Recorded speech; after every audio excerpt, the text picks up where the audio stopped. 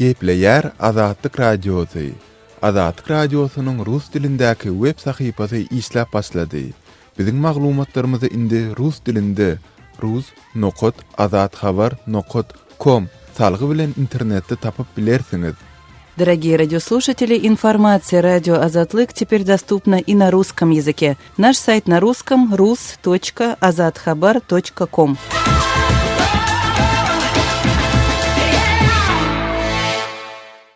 Gepleýär Azatlyk Radiosu. Eferde habarlar günnäli bilen men ýogşan Nurwan. Halkary güne geçiş guramasy Türkmenistanyň gynalýan garaşsyz jurnalistde gollaw bermek üçin gyssalyk herekete geçilmegine çagyrýar. Jurnalist Hudaýberdi Allasow Türkmenistanyň 3-nji dekabrda öz aýaly we ejeti bilen bilelikde tutsak edildi. Ol öýünni nas saklamakda aýplanýar we egerde günäli tapylsa 7 ýyl türme tutsaklygyna hökm ediler. Jurnalistiň ejetken tutsaklykda saklanýar diýip Halkary Güne geçiş guramasynyň 8-nji noýabrda Londondan ýaýradan beýanatynyň başynda aýdylýar. Amnesty International guramasy özüne ogşan maglumatlara görä kanun goraýjy resmiýetiň ýaragyl toplarynyň 3-nji dekabrda Hudaýberdi Allasowyň öýüne girip onuň öýünden nas tapanlygyny ýazýar hemde olaryň öý dökmek üçin kanuny esasynyň sud kararynyň bolup bolmanynyň aýdyň däldigini belleýär. Öý döken resmiýetler Hudaýberdi Allasowy urdular. Ol ejeti bilen bilelikde nas saklamakda aýplandy. Türkmenistanda nas saklamak, ulanmak, satmak, eketmek we öňürmek bir kanun diýip Halkary Güne geçiş guramasy nasyň Türkmenistanyň adatça ulanylýan zatlygyna we mundan öň nas atanyň tutsak edilen halatynyň bilinmeýänligine üns çekýär. Amnesty International guramasynyň alan maglumatyna görä Hudaýberdi Allasow gynalma we beýleki ýowuz zaraşmalar netijesinde özüne 11 kilogram nasyň bolanyny mejburi ýagdaýda boyun alypdyr. Bu jenaýetde günäli tapylsa oňa 7 ýyl türme tutsaklygynyň berilmegi mümkin. Onuň ejetkeni dem türmede saklanýar diýip bilinýär, emma bu ýagdaý barada goşmaça maglumat ýok diýip beýanatda aýdylýar. Jurnalistiň aýaly 3-nji dekabrda tutsaklykdan boşadyldy. Bir näçe çeşmeniň beren maglumatyna görä Hudaýberdi Allasow häzir Könrüwens şäher polisiýasynyň ýerdeminine saklanýar. Onuň saglyk ýagdaýy ýaramaz. Urulup ýenjilmekden ýaňa ýüzü gözi çiş we gök tegmilleri basyrylan diýip Halkary Güne geçiş guramasy ýazýar. Hudaýberdi Allasow Azat Ýewropa Azatlyk Radiosynyň türkmen gullugynyň habarçysy we ol garaşsyz jurnalist hökmündäki işçilikler sebäpli nyşana alynana çalym edýär. Hudaýberdi Allasow mekan täşlif lakam bilen alyk gitmesiligi, adamlara mejburi pagta ýygdyrylyşy, aýlyklaryň gijikdirilmegi barada maglumat berdi.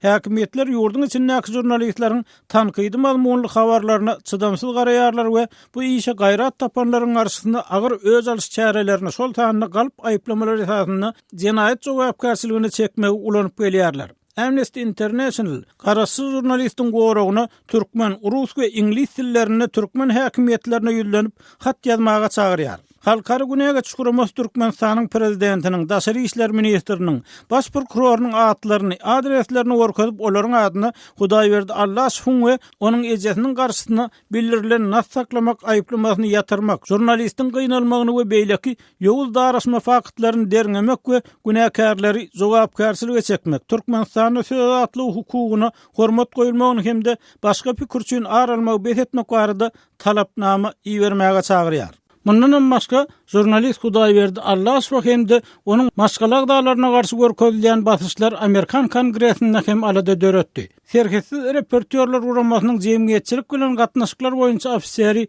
Margo Even Birleşen Ştatlaryň Kongresinde Tom Lantas Adam Hukuklar Komissiýasynyň dinlenşigine garaşsyz jurnalistlaryň sesleriniň tem ediliş usullaryna üns çekip şeýledi.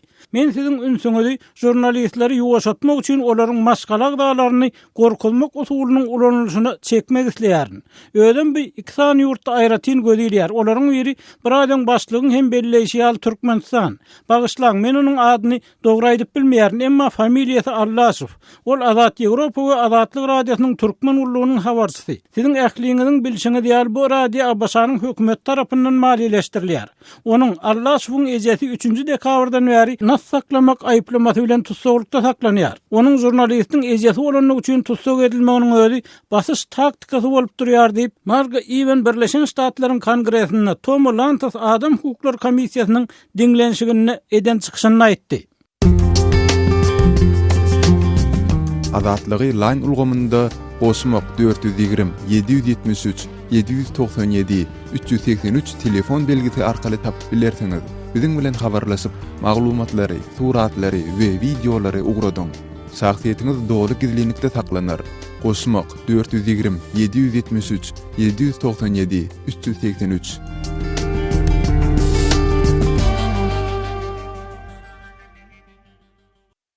Gepleýär Azatlyk Radiosu. Efirde siz bilen men Hudaýberdi Hally.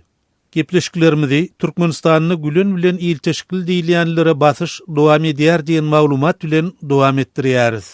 Türkmenistanyny Türk ruhanysy Fethullah Güleniň hereketi bilen ilteşkilidigi aýdylýan adamlaryň onlar çosunyň tutsaglykda saklanýanlygy barada maglumatlar gowuşýar. Bu barada Ýewreýje Net neşri Türkmen howpsuzlyk gullugy tarapyndan tutsag edilenleriň maşgala agdalaryna we dostlaryna salgylanyp maglumat berýär. Howpsuzlyk gulluklary Güleniň hereketi bilen ilteşigi bardygy aýdylýan adamlary 30-40 gün tutsaglykda saklaýar. Olar başga biriniň adyny berýän çäler dürli gynamalara siziwar edilýär. Onuň bärde gözünükden çyk gumanyň ýok diýip şu ýagdaýa düşenleri ýakynyn tanıyan daşary ýurtdaky türkmen talipleriniň biri Ýewreýje Net neşrine gurrun berdi.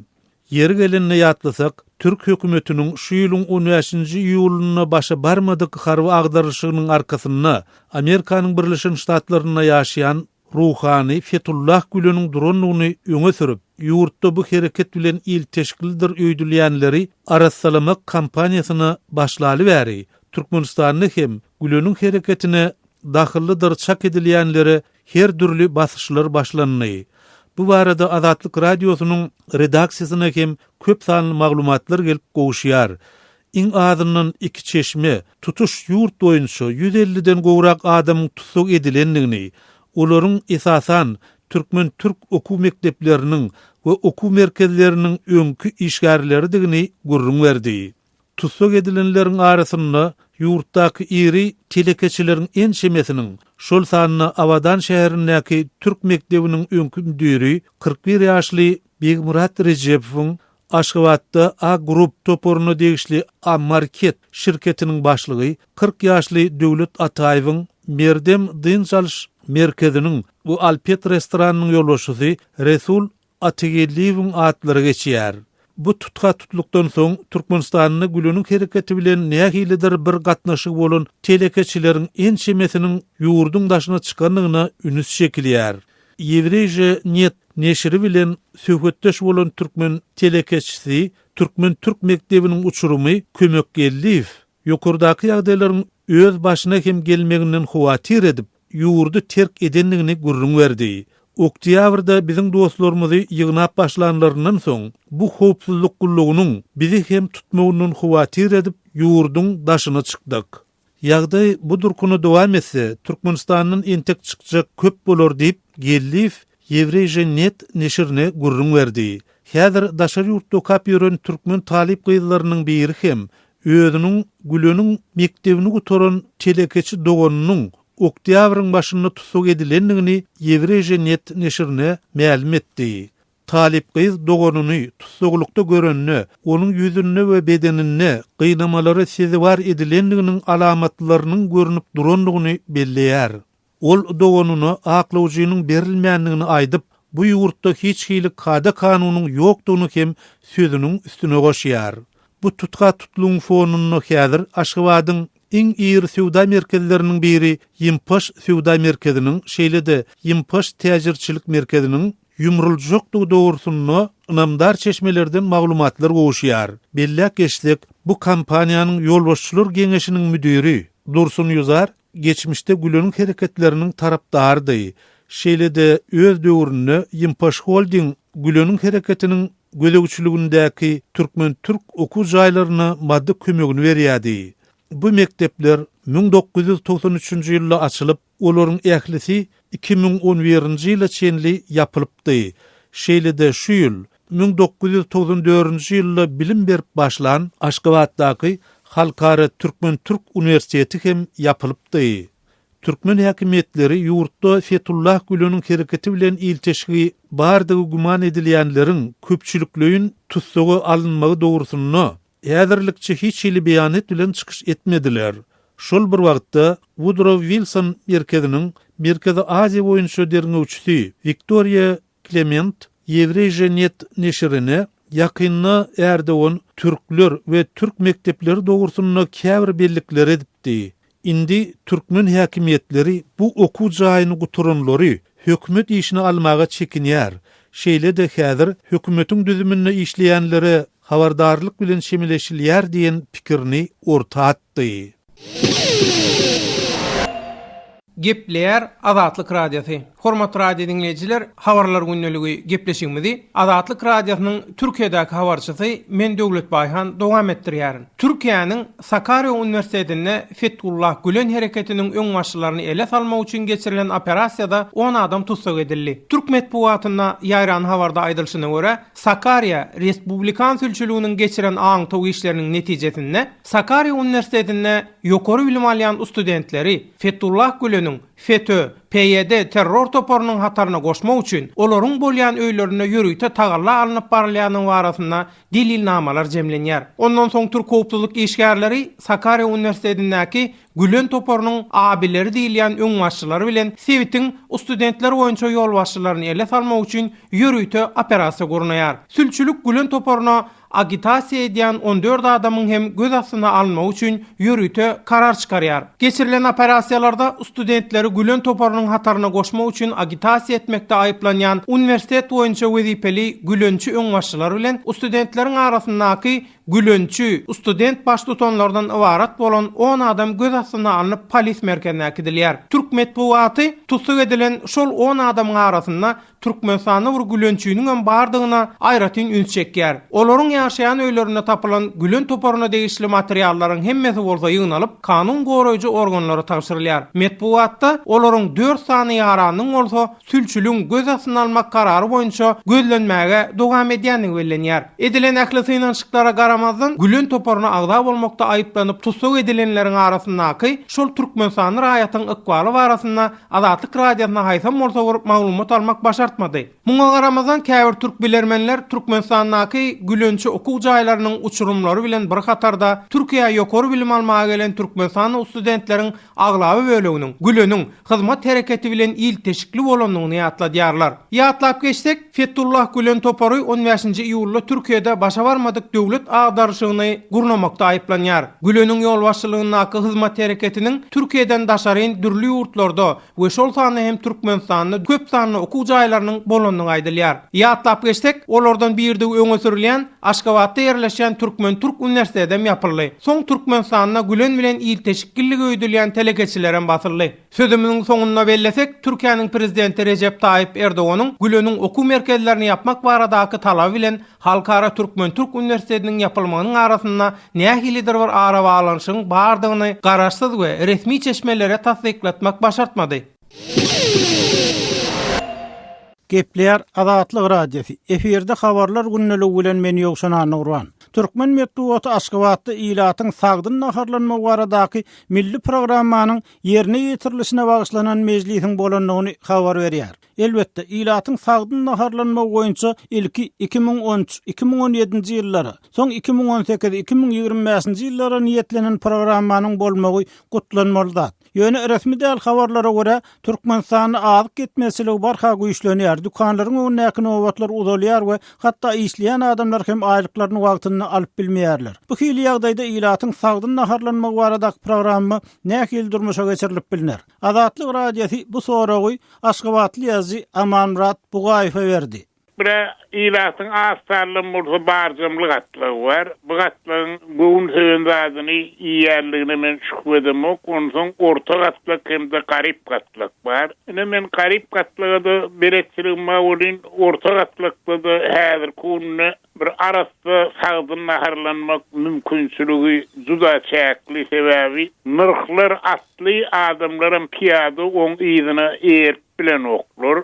Amanrat bağışla sözünü verin. Türkmenistanyň prezidenti bazarlarda el yeterli wagtdan azyk we senagat haritlarynyň bol bolmagyny talap edip dur. Bu talap ýerine ýetirilmeýärmi? Bu talapyň ýerine ýetirilişine men bir anyk wakany gurrun bereýin. İlsinde Mirbazar diýip atlandyrylýan bazar 16 aýlap awaslyş işler geçirilýär diýip ýapyk durdy. Ol dün 8-nji dekabrda şu bağların asılışı boldy. Ulul bağlar asılyamışyny ip barsa menem ýyllygyny bark gördüm. Mene bağlarda hatırlayan ağzı karayitlerinin ählisinde de on bakasyny görkezýän ýürüýte ýazgylar var. Ählisim oğudun rezelerini koyurupdur. Ondan bazara varan adamlar öz gözlerine inanmadılar. Sebebi bazarda satıp çıkarılan zatlaryň bakasy Edil şuun Türkmenistan'ın paytahtynda da vilayetlerinde de dowam edýän narhlardan esil derecede pesdi. Ýöne alyjylar baryp şarytdan maňa 1 kilo ber, plança ber diýende satyjylar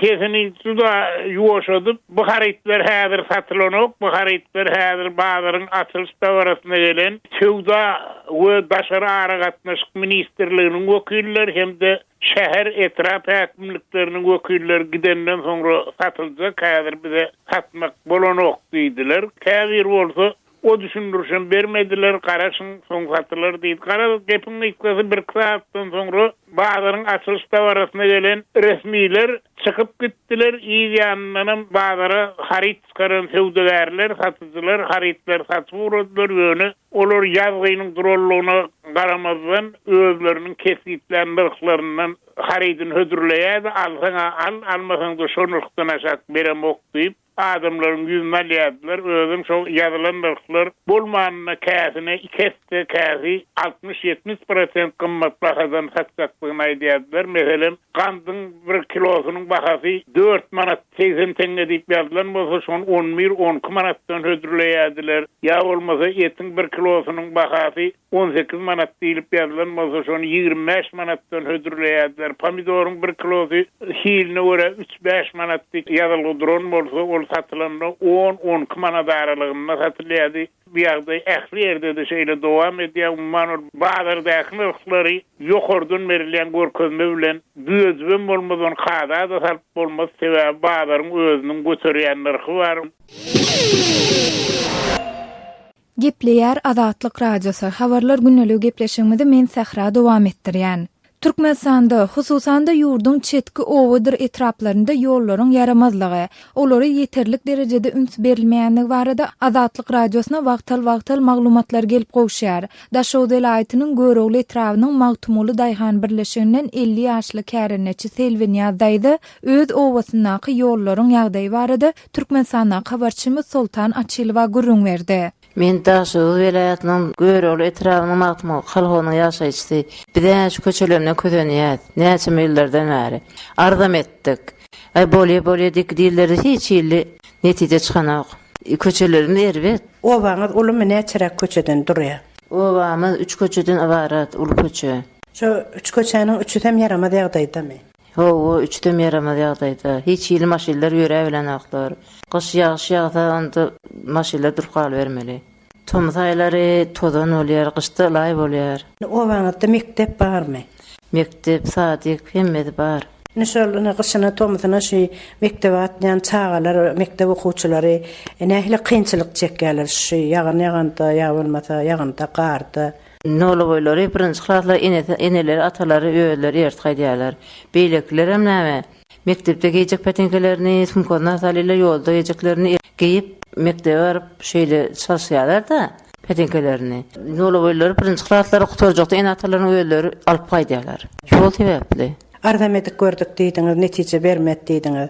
Owa ýaşaýjylar näme köpetdiler şu ýol meselesi bilen? Ýol meselesi üçin arşynlyga da hatda häkimlige de çykyp gördük. Hiç ýyly netije bolmady. Didilenok. Owa bir täze berilen pasyolkalarmy näçerek ýyldan bäri şu ýagdaý dowam edip gelýär. Owa täze berilen pasyolokdan 10 ýyldan urak şeýle ýagdaýa çykyp gelýär. Diňe şol bir durşuna durmaýar, haçanamada bir çagyl düşelen, bir gum dökülen wagty boldy köçelere. Geçen ýyl döküldi, tegil etdiler. Çäwe kelip düşediler de toprak oňutna daha kelip düşejek diýip etdiler. Geçen ýyl düşülmedi ýöne. Owa ýollarynyň yaramazlygy owa ýaşaýjylarynyň awtologlaryna da deper ýetirýärmi? Ýetirýär. Maşin ýeňil maşinler çykyp bilenaklar. Wet beran öleler göreň. Bir maşinler çykdan ýene şonu ýumak üçin bir görügi da bir gün gerek. Owalarda akaryaplarymyz akka diýdiňiz. Owalaryň köpür ýagdaýlaryna näheler, näşe ýollaryň ugrunda ýerleşen köpürler barmy? köpürler bar gowy, erbetler täze uruldum gowy. Ýön köne köpürlerim täzelendi. Şu ýollarymyz düzeldi, bizim arkaýyn ýaşadyk çağalaram bir arkaýyn mektebe bar gaýtsalar, biz hoşal bolardyk. Gepler Azatlyk Radiosu. Habarlar gündəligi programmamyzy dinleýärsiňiz. Awganystanyň döwlet idaralarynda paraxorluk barha artýar. Awganystan korrupsiýa boýunça dünýäde 2-nji orunda durýar. Bu ýurduň döwlet idaralaryna ýolbaşçy bellenmek ornam pula satylýar. Awganystanyň hukuk goraýjy idaralarynda hem parasyz iş bitmeýär diýip halkara guramalar ma'lum edýär. Munyň şeýledigini resmiýlerim tasdikleýär. Şu ýagdaý baradaky reportaj bilen men Şaýmerdan Ulumrady sizi kabuldan tanıştyrýaryn. Aydınlyk atly guramanyň geçirenleriňden belli bolşuna görä, Awganystanda korrupsiýa geçen ýyla garaganda bu ýyl güllep ösüpdir. Awganystanyň halky bir ýylyň dowamında 3 milliard dolar pul para töläpdir. 2014-nji ýylda Awganystanyň döwlet idaralaryna 100 tutan adamlaryň tölen parasy 2 milliard dolara deňdi. Ýöne bu ýyl, ýagny 2016-njy ýylda tölenen paranyň meşberi 3 milliard dolardan hem geçdi. Tölenen paranyň mukdary Awganystanyň bir ýyllyk budjetinden hem köpdir diýip Diýdebany şifafiýet, ýagny aydynlyk atly guramanyň ýaradan hasabatynda bildirilýär. Aydınlyk atly guramanyň başlygy Seydikram Abdalanyň aýtmagyna görä, ýurtda korrupsiýanyň artmagy hökümetiň kanunylygyny soragyna düşürýär. Korrupsiýa garşy göreş boýunça ençe miqdara iş alyp barýar. Şoňa garamazdan döwlet idaralarynda korrupsiýa güllep ösýär. Hususan hem ýokary sud we prokuraturada parasyz iş bitmeýär diýip Abdali şeýlediydi. Fesad gösterde meşruiyet devlet veziri savol burda. Enhisar nehadha Awganystanyň 34 welaýatynda halkdan pikir soraýşyk geçirildi. Ilat hökümet idaralarynyň özleriniň nägeýledigini beýan edýär. Bir ýylyň dowamında raýatlaryň 3 milliard dolar töweregi para tölendigi anyklandy. Girdejili döwlet idaralaryna ýolbaşçylyk wezifesi satyn alynýar. Gümrük idaralarynda hem korrupsiýa ýokary derejede. Bu ýagdaý halky bizara getirdi. Welaýat idaralarynyň hem hemmesinde paraxorluk bar diýip Abdali aýtdy. Rüşveti ki sarana merdum Afganistan meýpardazan hudud 3 milyar dolar. Awganystanyň hökümet idaralarynda korrupsiýanyň ýeterliligini döwlet resmiýleri boýun alýar. Onuň öňkü hökümetden häzirki hökümete miras galandygyny öňe sürýär. Prezident idarasynyň medpugat wekili Şahhusayn Murtazawi korrupsiýa Awgan hökümetiniň kanunylygyna wehim salmaýandygyny belledi. Milli Bütewi hökümetiň ýolbaşçylarynyň halk tarapyndan saýlanandygyny ol bildirdi. Paraxorluk bize öňden miras galdy.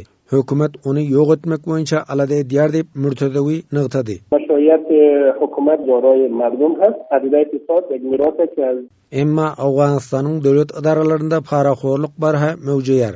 Hukuk goraýjy idaralarda paraxorluk hasam köp. Hatta käbir raýatlar öz dawasynyň çözügi üçin öwladyny satmaga da mejbur bolýar diýip bilermenler aýdýar. Gor welaýatynda bir ýaşaýjy öz işini bitirtmek üçin 16 ýaşyndaky gyzyny yerli bir resmi döwlet adamyna para hökmünde beripdir. Lale Serjengal atly etrabyň idara müdiri gyzy ikinji aýaly edip alypdyr. Bu waka medeni jemgyýetler iti reaksiýa bildirdi. Ýaş gyzyň para hökmünde döwlet işgärine berilmek barada deriňe geçirilmegini merkezi hökümetden sorady. Hormatly dinleýijiler, şunuň bilen habarlar günnälik gepleşigimizi geçirip utarýar. Saatlary kesmeden soň programmamyzy gaýtadan ýazgyda dinläp bilersiňiz.